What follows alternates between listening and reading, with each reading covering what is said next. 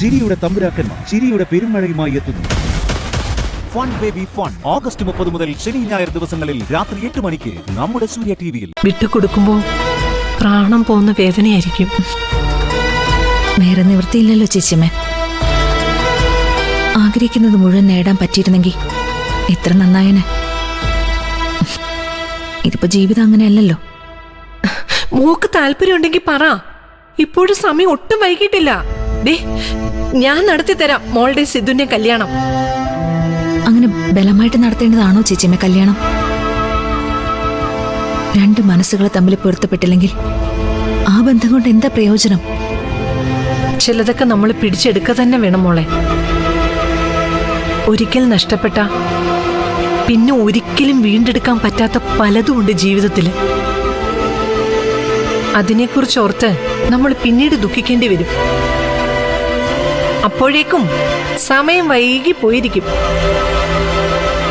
സമ്മതമാണെന്ന് ഒരു വാക്ക് പറഞ്ഞാൽ മതി മോള്. ദേ, ഞാൻ ഇറങ്ങാൻ മോക്ക് വേണ്ടി. ഇപ്പോഴും ഞാനൊരു കാര്യത്തിന് വേണ്ടി നിർബന്ധം പിടിച്ചാലേ അത് അങ്ങനെ അങ്ങോട്ട് തള്ളിക്കളയാൻ സിദ്ധുവിനെ കൊണ്ട് പറ്റത്തില്ല.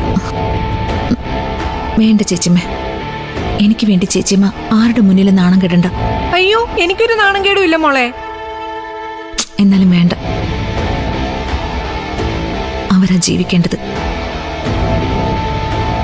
നമ്മൾ പറയാറില്ലേ, രണ്ടു പേര് തമ്മിൽ കല്യാണം കഴിച്ച് ജീവിക്കണമെന്ന് തീരുമാനിക്കുന്നത് അവരല്ല, ദൈവമാണെന്ന്. ദൈവം നറുക്കിട്ടെടുത്തത് അവരെ. ദൈവം യോജിപ്പിച്ചവരെ നമ്മൾ മനുഷ്യരായിട്ട് പിരിക്കാൻ പാടില്ലല്ലോ. അത് ശരിയല്ലല്ലോ ചേച്ചിമ്മേ.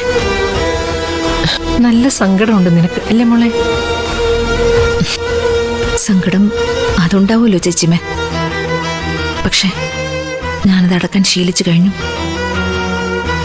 എന്റെ പേരില്ലാത്ത ഒരു ധാന്യമണിയും വേണ്ടെന്ന് തീരുമാനമെടുത്ത് കഴിഞ്ഞതാ ചേച്ചിമ്മ ഞാൻ.